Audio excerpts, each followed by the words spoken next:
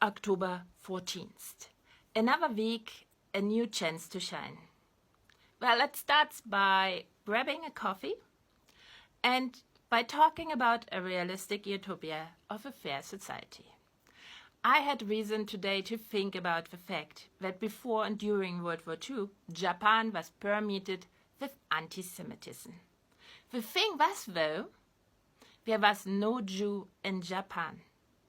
Nor did most Japanese people have any contact with Jews. It was not in their culture there. So why the hate of fellow humans they had never met? This brings me to the episode of an American journalist from the Detroit News who interviewed Hitler in December 1931 for her 5 Minutes with Men in Public Eye series. In his office at the Nazi party headquarters in Munich, she was surprised to find a large framed portrait of Henry Ford hanging on the wall behind Hitler's desk.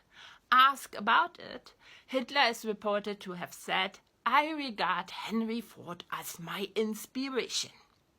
He was talking about Henry Ford's all-consuming anti-Semitism. I mean, the man had told his engineers to stop using brass in his cars even if that was cheaper because it was, according to him, a degraded Jewish metal.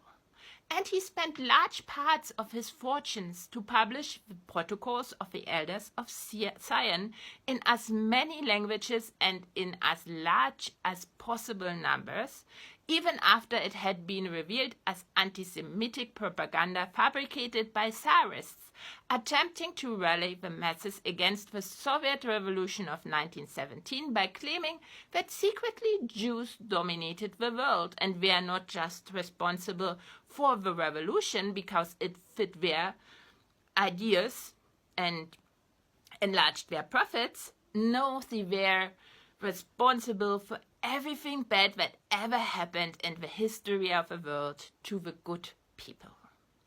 Hitler read Ford's German translation of a book while imprisoned for an attempted coup. Asked point blank why he, Hitler, was anti-Semitic, he replied without hesitation, "Someone has to be blamed for our troubles." Blamed for what specifically? What are those troubles? Well, people with ambitions to replace whoever is in power to grab the power for themselves, the might to push people to use a certain data set in their individual models of the world to profit of a forced cooperation that is only possible when the naturally diverse models are aligned to some degree. Now, even before they start their power grab, that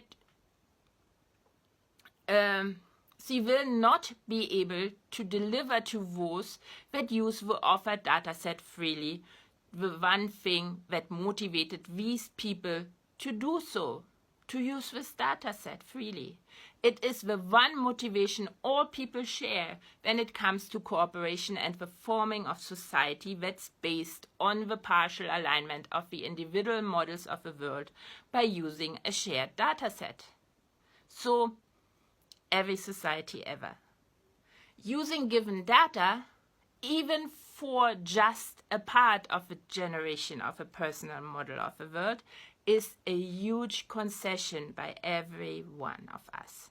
Without any external influence, we self-generate models of the world that fit our individual circumstances. Circumstances including what material things happened to come together in our body and in what way best. As the best search engine, the material things that came together inside our body created us to be, that means to create the best models that help those material things to locate and interact with the perfect energies to achieve both their lowest energy state and to continue to be in equilibrium with their surroundings. To use shared data means that the model isn't showing necessarily the most perfect energies available anymore. So it's an interruption to the search that the material things inside us must do because they have these twin the goals.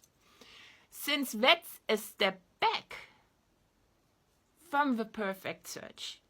Something needs to motivate us, that is the material things inside us, something that makes the step back worthwhile because of a gain that can be made by stepping back.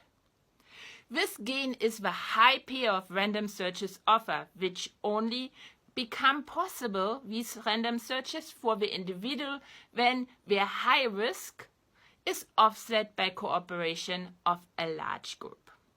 The one motivation shared by all people agreeing to partially align their individual models of the world and to cooperate in a society is the ability, therefore, to conduct considerably more random searches when they must engage in searches that exploit existing knowledge.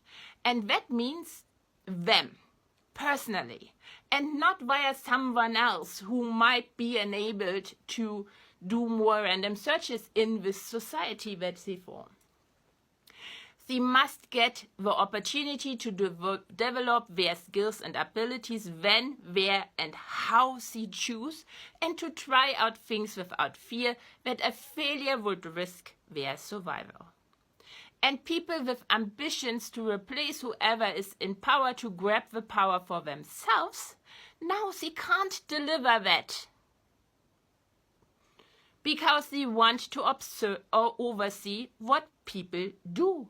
They want to tell them what knowledge to exploit, as these kinds of searches of exploiting existing knowledge might be less profitable than random searches, but produce their payoff reliable at a known place and time, ready to be siphoned off by them.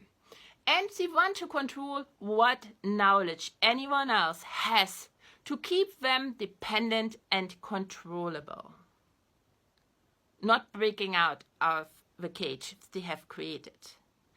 As they can't deliver what they have promised, the motivation everyone joined with cooperation, never planned to deliver, they need a scapegoat. Someone they can blame for their lack of success to deliver, and someone they can make their supporters hate and fight. That is not them, because they are the ones who are not delivering, but they want to get from their power what is due to them according to their understanding, all this riches that the other people work for. Jews have been used for millennia by all kinds of power-seeking groups, no matter whether Jews were known to these people or not, because they were at least a scapegoat. The thing is, however, people with ambitions to replace whoever is in power to grab the power for themselves will never be able to deliver once in power. Hamas, Hezbollah, whatever, will never be able to deliver to the people they pretend to fight for, the lives they envisioned by supporting these people, because it was never in the plan of Hezbollah, Hamas, or whatever. So they will never need ever new scapegoats to blame their lack of success on. And once the obvious targets are gone, they will need to ostracize new groups marked by arbitrary characteristics and make them targets. It's a never-ending race to the moment other people with ambitions to replace whoever is in power to grab the power for themselves have gathered enough followers to overthrow the current people in power that have grabbed the power for themselves to get out of it what they wanted. The only way out of this circle is not giving anyone the right and the tools to force cooperation by forcing their dataset on even the unwilling, those not convinced that these data used in their world generation will lead to their increased ability to engage in random searches. but to come up with a data set that all can agree to use because it fulfills the motivation to cooperate shared by all. This benefit of increased ability to engage in random searches. And that's only a fair society that gives everyone equal say when it comes to maintaining and adjusting the shared data set and delivers even and foremost for the least advantaged. Because those on the other end will get some kind of delivery from any society, any cooperation, any shared data set. It's the least advantaged that usually don't get it. But that's also a fair society in which everyone understands that they must actively and constantly participate in debate, seek information, and not wait until someone invites them personally, grabs their hand and tells them, here are the facts you should use in your word generation and that will give you the what you wish for. You need to be actively and constantly participating. You need to actively and constantly think about what it means for you to get out of a corporation, what you want. Any thoughts? Tell me, tell all, since our models of the world change with every new information we gather and the models are only accessible to others when we communicate them, because our models of the world are not the reality, they are a reality we have created and that only exists in our minds. We are part of never-ending negotiations that require constant conversation and debate. That's all that I have to say today. Might be a little bit controversial to all those who find it very, very easy to hate the Jews or any other minority.